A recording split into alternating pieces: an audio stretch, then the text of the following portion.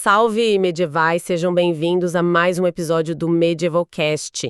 Hoje a gente tem em mãos um documento que, olha, parece roteiro de filme, mas é 100% real. Não é um tratado de um rei, nem o registro de um monge, é o relato em primeira pessoa de uma serva que executou uma das missões mais ousadas da sua época.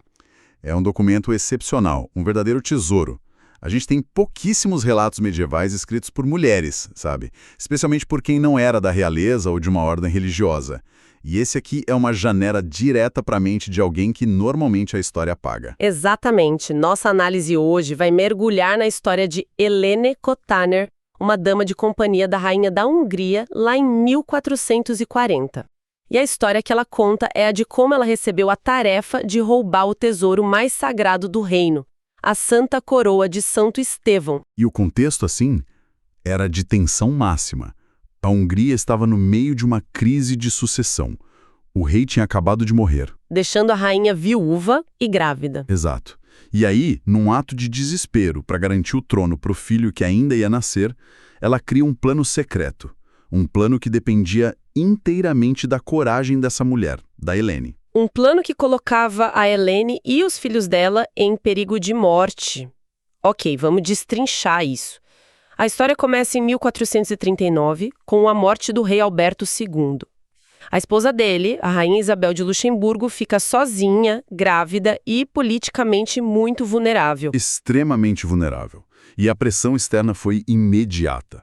A nobreza húngara estava apavorada com o avanço do Império Otomano. E eles buscaram uma solução rápida, né? A mais pragmática possível. Casar a rainha viúva com o Władysław III, o jovem rei da Polônia. A lógica era simples.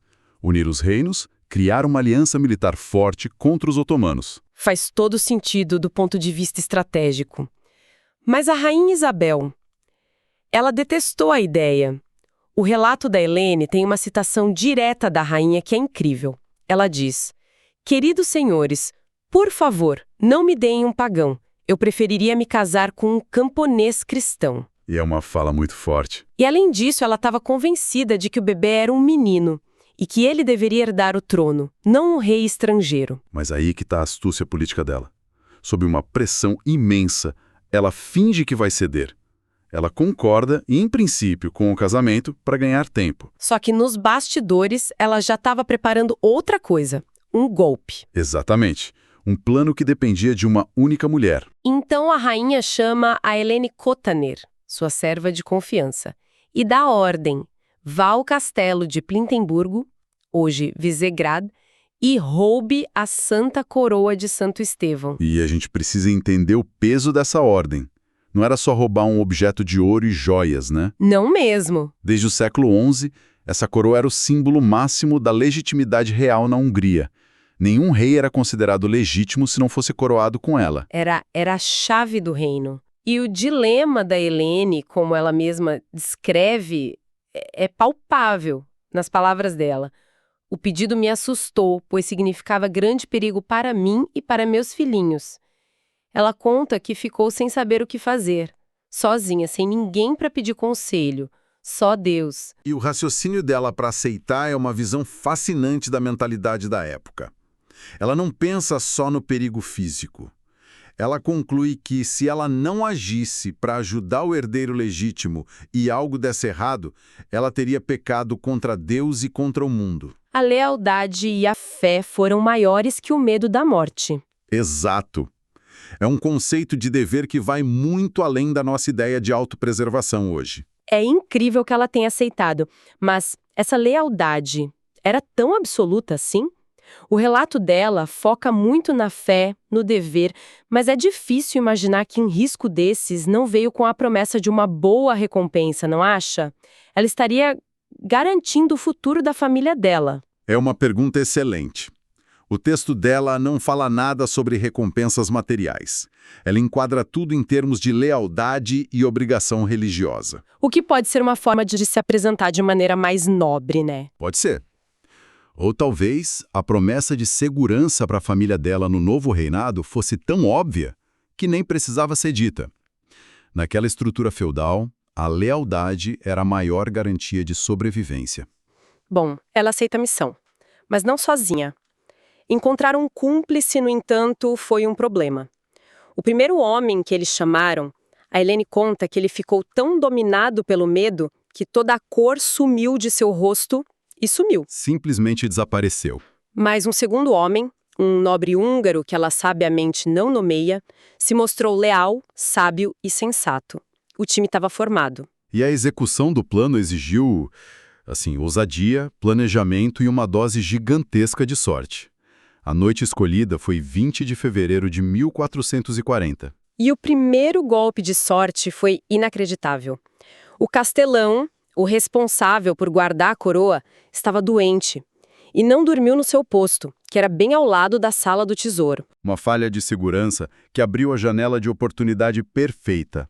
Perfeita, mas ainda aterrorizante. O relato da Helene é muito vívido. Ela descreve os homens usando limas para arrombar as 3 fechaduras da porta.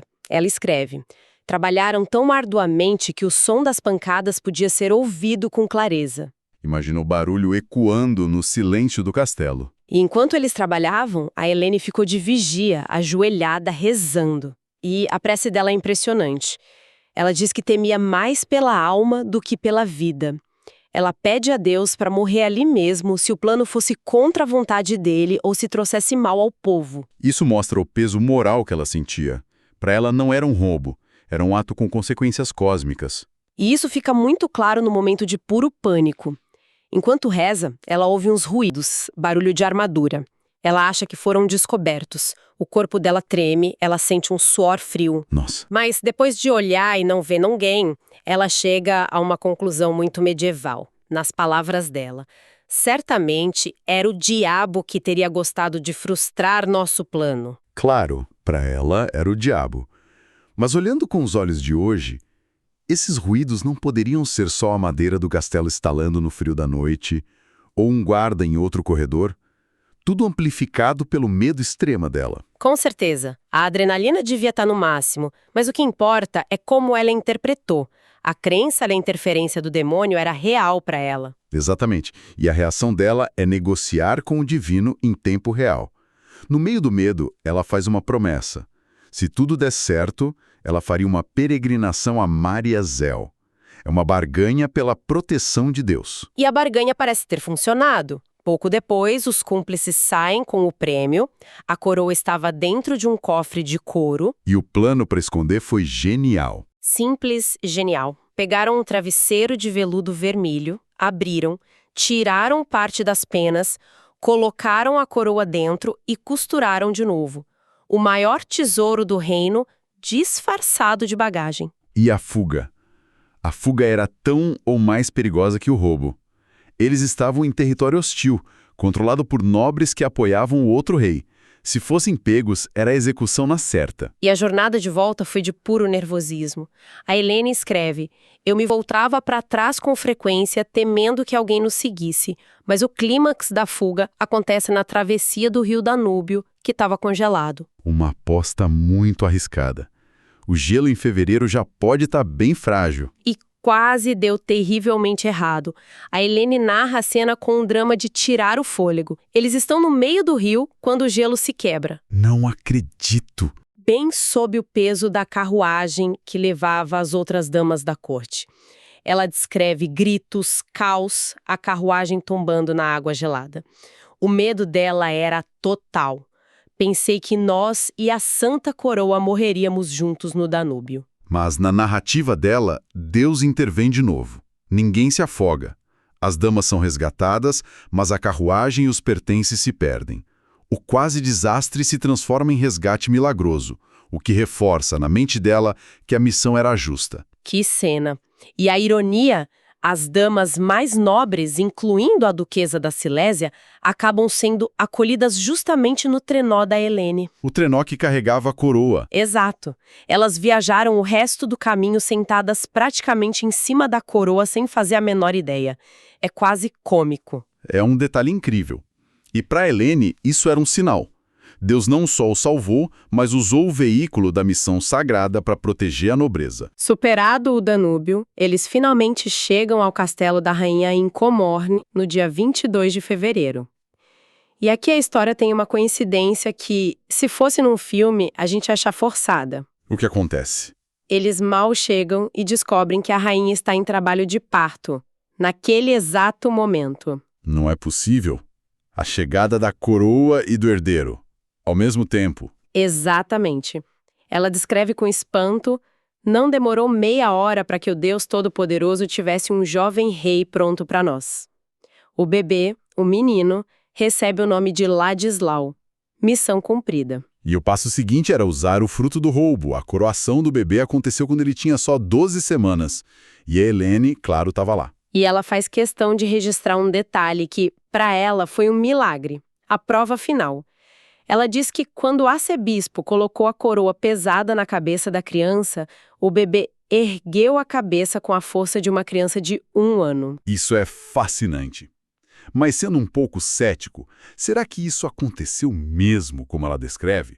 Ou é o tipo de detalhe que a memória e a vontade de legitimar o evento acabam, embelezando? É a grande questão. Talvez o bebê só tenha se mexido. E na atmosfera carregada de emoção daquele momento, todos viram um milagre. Exatamente. Sendo um exagero ou não, o propósito dessa observação é claro. Era a prova, aos olhos dos apoiadores, de que aquele era o rei escolhido por Deus, capaz de suportar o peso da coroa, literal e figuradamente. Um final que parecia de conto de fadas. O roubo foi um sucesso. O herdeiro nasceu. A coroação aconteceu. Mas a história real raramente tem finais tão felizes. E aqui a realidade se impõe. Se a gente conecta a história da Helene com o que aconteceu depois, percebemos que o plano não foi um sucesso. A coroação do bebê não foi aceita por todos. O rei da Polônia contestou o trono, né? Contestou. E o reino da Hungria mergulhou numa guerra civil. E o destino dos personagens principais é bem trágico. A rainha Isabel, a mandante do plano, morre só 2 anos depois, em 1442, em circunstâncias meio suspeitas. E o jovem rei Ladislau, o menino por quem a Helene arriscou tudo, ele cresce como um peão num tabuleiro político.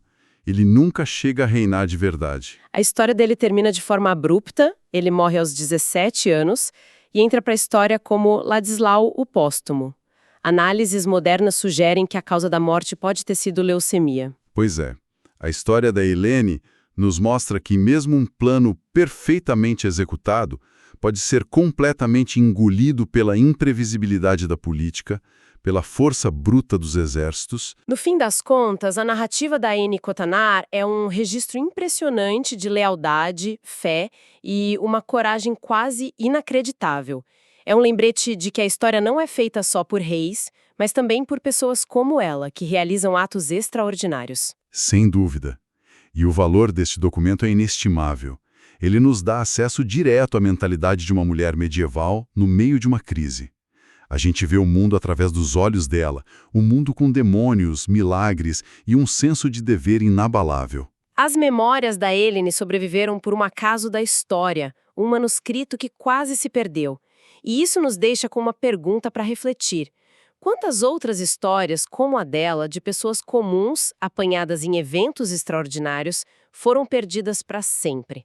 O que mais a história silenciosa dos servos, dos soldados e dos artesãos poderia nos contar sobre o passado que os registros oficiais nunca contaram? E por hoje é isso, nos vemos no próximo episódio.